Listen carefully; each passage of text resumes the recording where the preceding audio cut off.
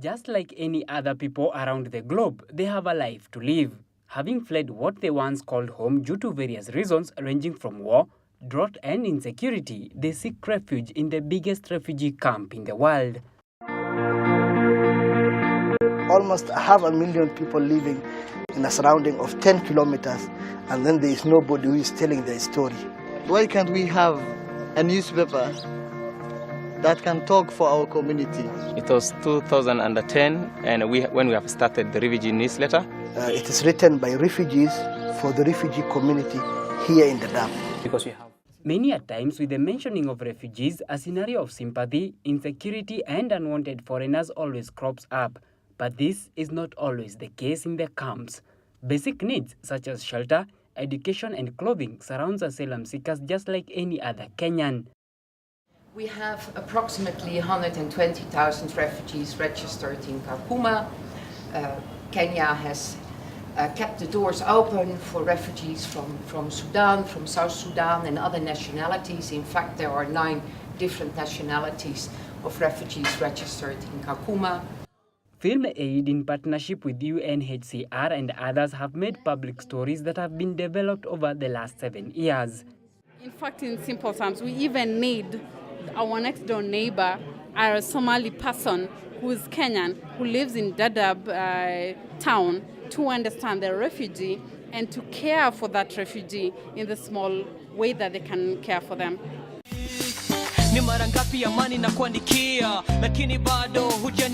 A big chunk of the videos are done by refugees themselves, displaying the variety of talents that lay untapped at the Daadab camp.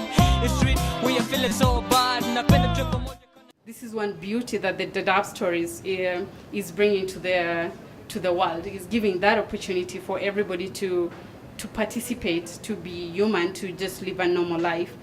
So I'm pleased that we have had this opportunity to give this platform for the refugees to just kind of be who they want to be. I'm a music producer. I produce music in the Daadab refugee camp in Ifo. I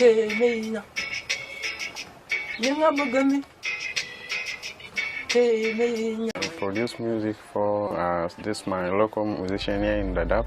The refugee newspaper running in a refugee camp, which is not something usual in camps. And it's important for the Daadab to have its own newspaper because in the Daadab we have a considerable number of populations here in the camp, and we don't have also a medium of communication. Daadab stories are mind triggers that try and bring the scenario of the refugees closer home to each and everyone that watches them. A bigger objective is to reach out to all refugees to tell of their inspirational stories. I would say here, without any contradiction, that had we not captured what happened in 2007, 2008 in Kenya here, we could not have had a peaceful election because everybody feared that we don't want to go there again. And hopefully this film would help the refugees when they go back, that they can say never again, we can never become refugees because they have learned the lessons and they have kept the records.